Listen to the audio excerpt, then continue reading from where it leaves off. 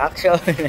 Magkano ba abutin pag na-disgrasya ka sa motor mo sa Raider 150 Fi? Mga possible na mangyari at pwedeng maging sira ng motor mo pag na-aksidente ka. So, pinakauna headlight. Ito medyo malala kasi yung nangyari. Poste ba? Binanggaan na ito? Poste? Poste ang binanggaan. Okay, wasak ang headlight. So, sa ganito buong headlight na ang papalitan. Headlight, cowling, visor, at yung brace na ito sigurado. Ito kadalasan bumabalik ko ang handlebars. Ayan na, may bago ng pamalit. So itong tipos napalitan na. Babalik muna natin yung handlebars. Cowling, yan, front fender. So ito yung kanyang tipos. Anong nangyari sa tipos, kuya? Mapuputol na. Mapuputol na. Kasi lang. Kung ano. Lumit yung malalim. Okay. Nagkaroon ng agwat ng ano. So papalitan siya. Papalitan kasi ng ang ano ni sir, isa lang daw. Ngayon, sinadjust namin na paras na palitan. Kasi kung papalitan niya to, tsaka ito, halos abuti ng itong inner tube. Oo. Nasa 3.5. 3 tata. Oo. Ito. Paano rin to? Sabihin na natin 8,000. Eh di yung set. Isang set na para makamura. Nasa 9,000. Oo. Set na. So papalitan ng front shock set. Yung tipos wala na to. So napalitan na ni Jerome. Ayan.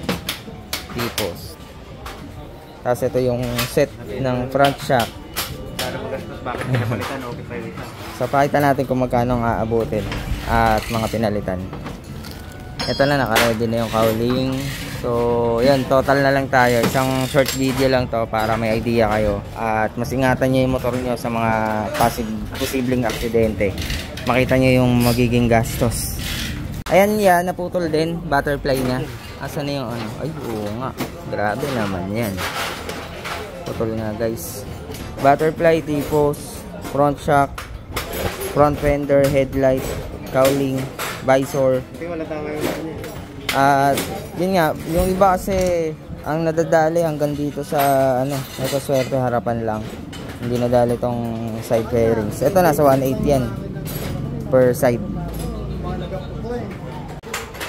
Testing natin kung maglalak. Ito naputol ng nana. Putol to eh. Lipit dito eh. Dinugtong mo lang. Pwede pa yan. Naglalak naman. Naglalak naman. Okay. Yan yung pinaka brace. Bago rin. Wala eh. Nasa 600 din. Nasa 600 din yan.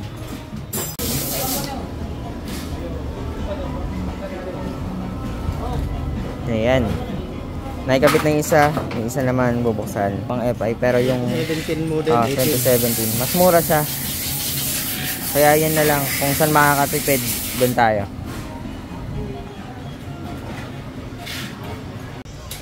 Bagong front fender. Ayan. Unti-unti na nabubuo. Lakas ng impact. Ayan. Patlap po. Pektado yung bearing. Hindi kaya nabengkong kang mag.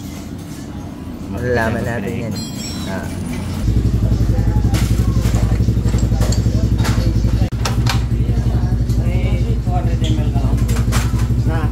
Yung mga kuya lang kung maayos ang ikot.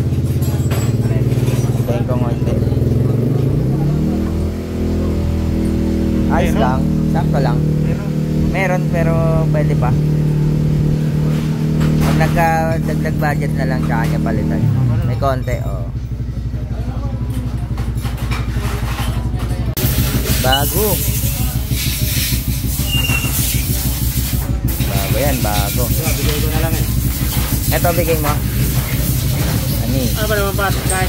Kahit yung loob wasak, ano? Oo nga. Yung kabitan ng headlight, wasak. Oo nga, no? Bago. Bago headlight, guys. So, yun yung wasak. Yan. Cowling binigay ni Jerome. Yung matagal-tagal pa to. Yung ano pala, visor binigay ni Jerome. Kasi ito. Itong cowling 1110 ang presyo. Wasak yung ano niya, yung mga tornilyo putol-putol. Kaya hindi na obra. Yan na lang. Dalawang tornilyo putol.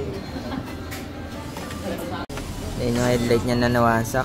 Yung brace ng panel Wasak din. Buti yung paddle hindi nasira. Nasa ano to eh, 500, almost 600 din yung brace ng panel. So yan, habang binubuo to, ito yung isa sa kasama nila, nire-refresh. Tapos na. Ayan, galing pa sila ng Bicol. Kayo ba, Bicol? Saan kayo sa Bicol? Naga City. Ayan. Magdala ang pasalubong. Gastos muna kayo ngayon. Tsaka na yung pasalubong. Ayan, okay na to. All good na. From wasak na harapan to back to normal. Oh, yun lang. Ang dami nga lang pinalitan. At check na lang natin kung magkano ang inabot ng bill. Okay, para may idea kayo. Naging total ng ating customer. Kung magkano yung tipos, yung mga pinalitan na tipos, butterfly, headlight brace, headlight AC, cowling, front fender, front shock AC, bearing, odometer bracket, side mirror, right, install tipos, and ano na lang, labor. Tumotal siya ng 27,922. So diniscount ng 10%, na discount ng 2,640. So 25,282 na lang. 25,282. Ito na yung motor from wasak to all good na. Alright, uwi na sila ng Bicol. Taga Bicol sila.